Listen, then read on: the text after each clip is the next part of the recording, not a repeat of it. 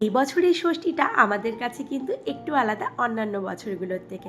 যথারীতি দুপুর দুপুর সাজুগুজু করে রেডি হয়ে বেরোচ্ছি মাদের বাড়ির উদ্দেশ্যে। আর আজকে আমি এই ড্রেসটা পরেছি, আমরা কিন্তু তিনজনই আজকে নতুন ড্রেস পরেছি। আর এইখানে মাম্মাম না পড়ে গিয়ে এত বাজেভাবে মাম্মাম কেটে গেছে আর কি, ওর হাত পা নাক, বিশেষ করে নাকটা এত বাজেভাবে ওর থেতলে গেছে, সত্যি ওর জন্য প্রচণ্ড খারাপ লাগছে। আর মেয়ের কিন্তু নাকটা এখনও অবধি প্রচণ্ড ব্যথা, শুকিয়ে ওঠেনি, হাত পা তো তাও খানিকটা ঠিক হয়েছে। যথারীতি রেডি হয়ে আমরা এখন বেরোচ্ছি।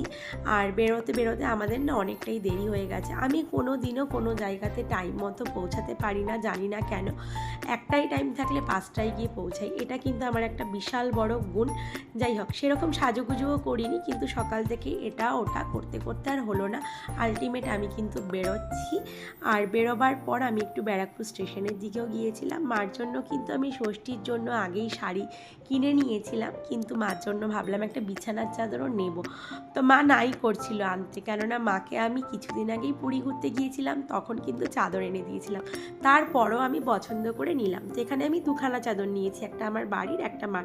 তো এইটা দিচ্ছি হচ্ছে মাকে, আর আমার জন্য এনেছি পিঙ্ক কালারের। আর এই জামদানিটা রয়েছে, এটা কিন্তু মার জন্য আমি কিছুদিন আগেই কিনেছিলাম।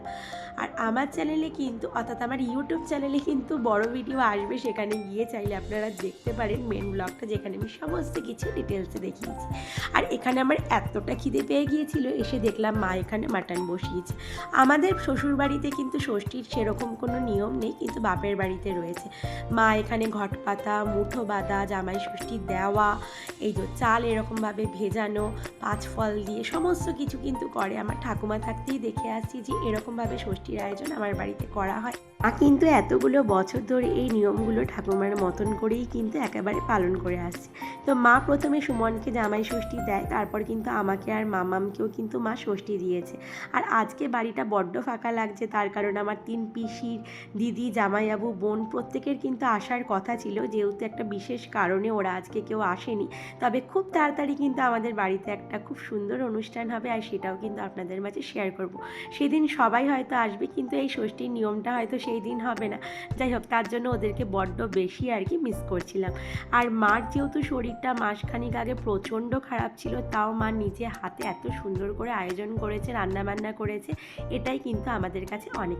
আসার সময় আমি মিষ্টি নিয়ে এসেছিলাম, সেখান থেকেই কিন্তু সুমনকে একটুখানি মিষ্টি দিলাম বেড়ে। আর মা কিন্তু প্রচুর কিছু রান্নাবান্না করেছে, সব মিলিয়ে আজকে আমাদের দিনটা কিন্তু বেশ ভালো কেটেছে। তো এই ছোট্ট মিনি ব্লগটা আপনাদের সাথে শেয়ার করলাম, কেমন লাগলো জানাবেন। অবশ্যই যারা চ্যানেলে নতুন আছেন, চ্যানেলটা সাবস্ক্রাইব করে আমাকে সাপোর্ট করে কিন্তু পাশে থাকবেন।